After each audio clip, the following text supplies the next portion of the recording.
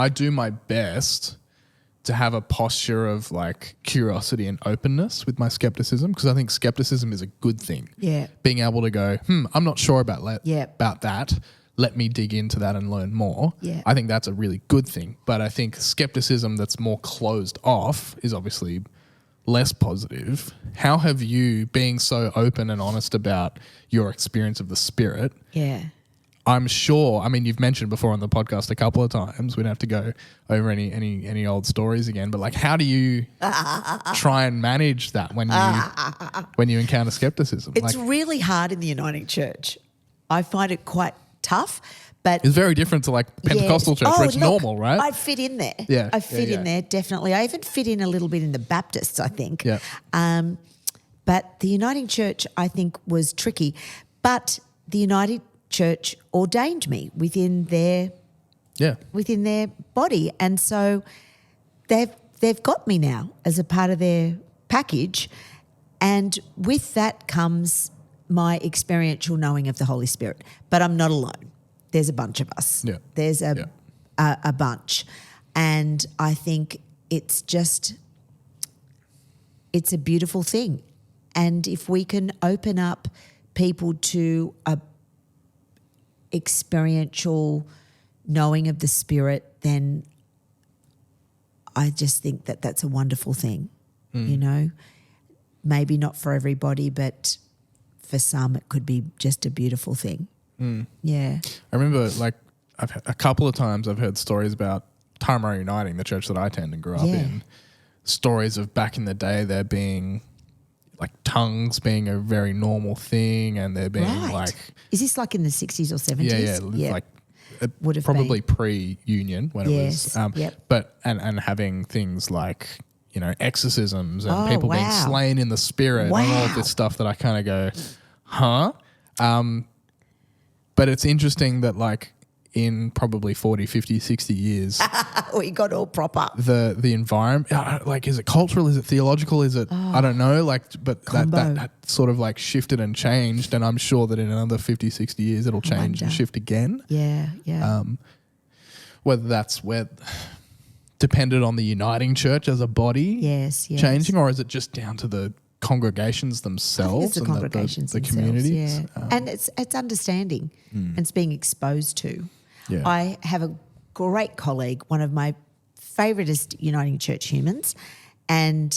Do they get a shout out or nah? Nah. He sharpens me though. Okay, great. Yeah, I like to think we sharpen each other. Yeah. When I first met him, I was shit scared of him because he was so proper and so fantastic and quite a person, and very well respected delight, and one of my best friends. And he and I argue all the time about the Pentecostal thing.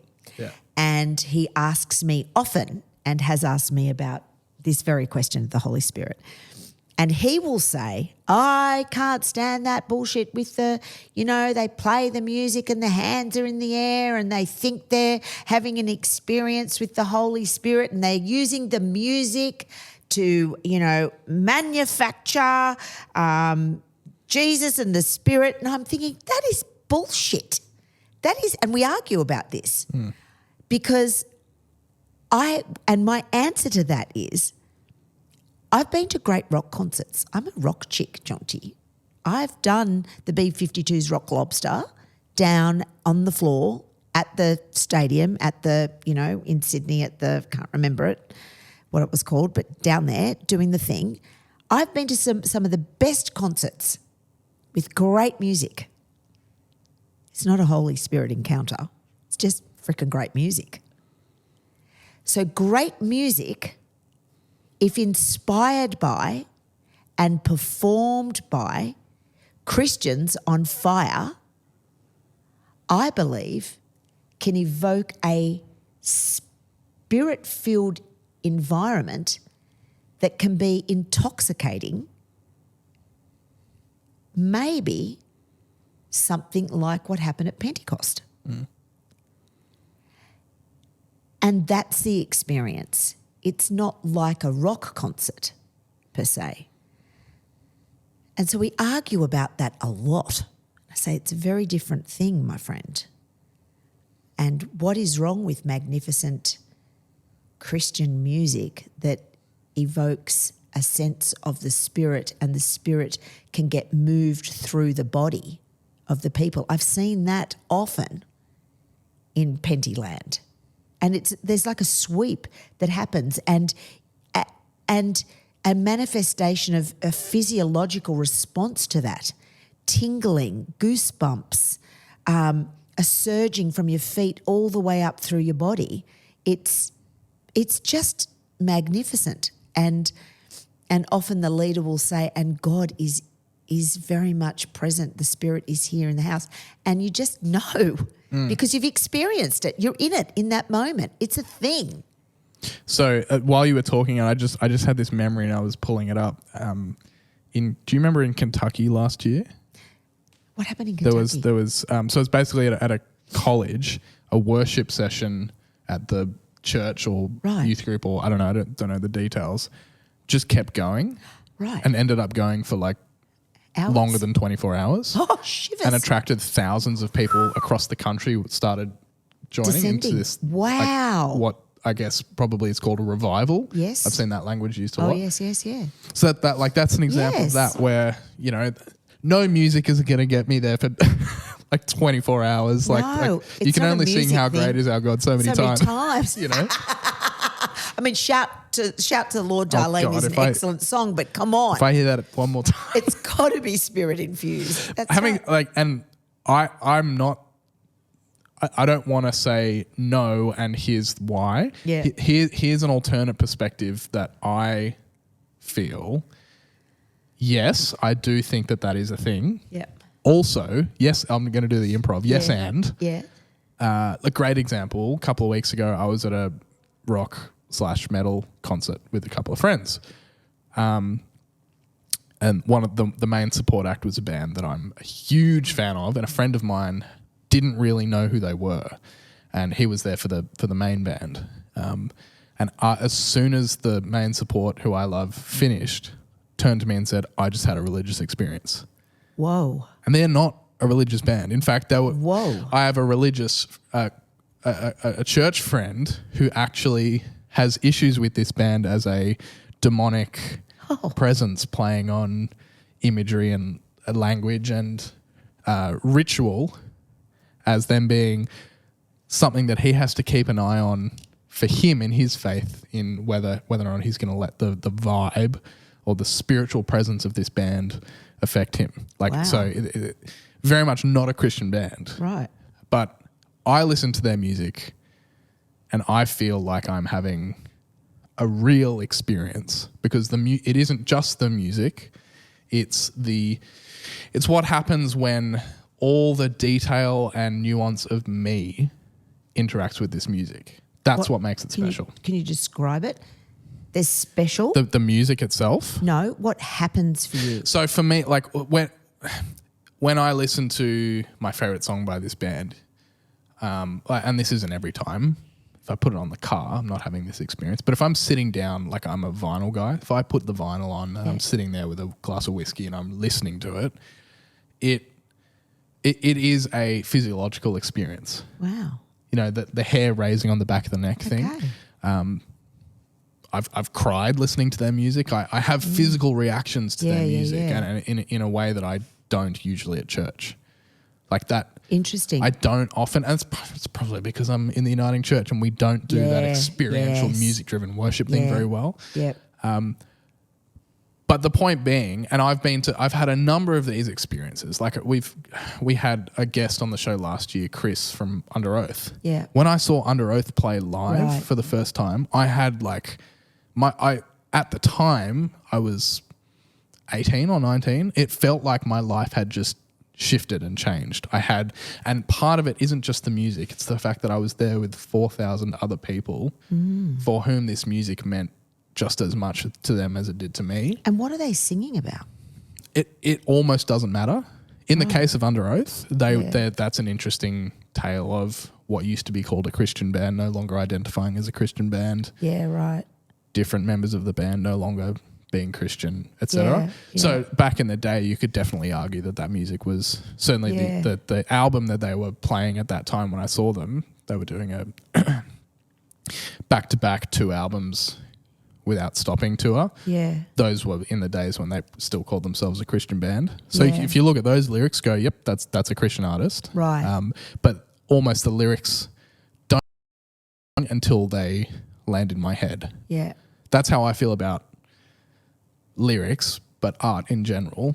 Once the artist has made it and put it out into the world, doesn't matter what they think it means. No. It means what it means in my head. Yeah, totally. And so I just don't think the point being, I do think that music has the power to do that to someone, Interesting. regardless of whether or not it's in a church or Christian setting or whatever. Yeah. Okay, so definitely I've got to agree with you. I know John Cougar Mellencamp I've seen many times.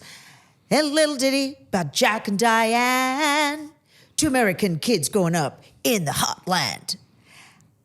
That I almost get chills just thinking about him on stage and his sister on the fiddle and the 10,000 people in the stadium and jumping up and down and all chanting those lyrics at the same time. It is a vibe. It's electric. It's absolutely intoxicating and amazing. It's not the Holy Spirit. That, for me, is a very different feeling. Super different. Do you think it's impossible that... So I would agree probably that at that concert, it's not like the Holy Spirit's tearing through everyone. Do you think it's impossible that someone as an individual experiences the Holy Spirit in that setting? No, I don't think it's impossible at all. Okay, yeah. Because I think the Holy Spirit is epic. And we are not to judge. It's up to the individual and their experience with God. And you know yourself. So I think... I would hate somebody to say to me, challenge like what I've just said about my experience. I mean, how dare you? Oh, 100%. How dare you? Yeah. That's my experience, and I'm vulnerably sharing with you because I know it sounds a bit crazy making to somebody that hasn't had the experience, but I could equally share this conversation with many of my penty mates that just go, and not blink. And then what happened? So you're not special. Yeah. I think it's interesting though, like, and where I want to not identify with, but maybe a good point hidden in the judgmental, cynical bullshit that you hear from some people sometimes is the feeling of being in a room, and I've had this before, where it seems like not only everyone else in the room is being swept up in this thing, whether or not it's the Spirit, and you're feeling alone and alienated because you're not. Wow. But also B, all of a sudden everyone's looking at you. You're not a real Christian. Why aren't you experiencing the Holy Spirit? You must not be clued into this. That is a really, really terrible experience. Where have you felt that? I'm not going to name churches. Good heavens, that's awful. And that's not, I'm not saying this to dog on other churches. I'm saying it to make sure that people are aware that in those big communal worship experiences, I would almost guarantee that at every single one of them, there's at least one person who's feeling like, I'm going to shout out the Spiritual Misfits podcast. We've had Will on the show before.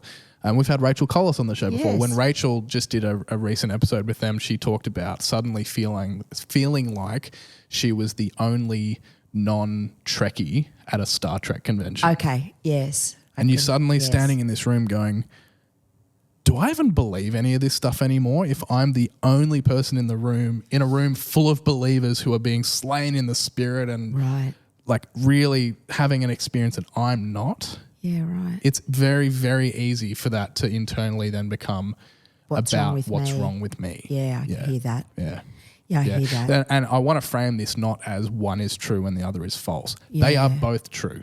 And I think that's a personal experience, a really valid personal experience. Yeah. Right? Because I think in that room, there is a group of people experiencing the Holy Spirit. So I wonder if there's there is someone feeling like an alien.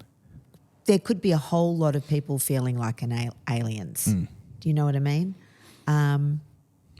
There very much could be. And That's right. and that's an experience that I've had for a lot of my adult life, and a lot of my feeling like a misfit, Yeah. feeling like an outsider the whole time, basically. How I feel as in a the kid. Uniting Church, brother. I think we all can identify with that feeling, right? Yes. And I think going back to what we were saying before about this intensely personal, relational thing with the Spirit is, I think I fell into the trap of trying to find the thing that everyone else in the room had, Yeah, right. as opposed to going Yeah. like looking for your own personal connection to the Yes. Spirit and Yes. relationship with Yeah. God. It's just your intimate relationship with Yeah. God. Yeah. And I think that's best practiced alone, not in a mob, quite frankly. Yeah. Just between you and God. And some people will have their my encounter first happened to be in that large setting of a church, but I've had, monumental experiences with God, not even in a church building. Often Yeah. the best ones don't happen in a church building. I had just an had- encounter with God in a mosh pit. There you go. Yeah, that's right. Not Yeah. in a church building. Correct, yeah. Although having said that, that experience was definitely one of community and Yes. belonging, Totally. which I guess is And very beautiful. similar to Well, what are the fruits of the Spirit again? love, joy, peace, gentleness. Let me pull them up. all Self-control, of that? kindness. Yeah. All of that. There you go. That's the fruit of the Spirit. Hmm.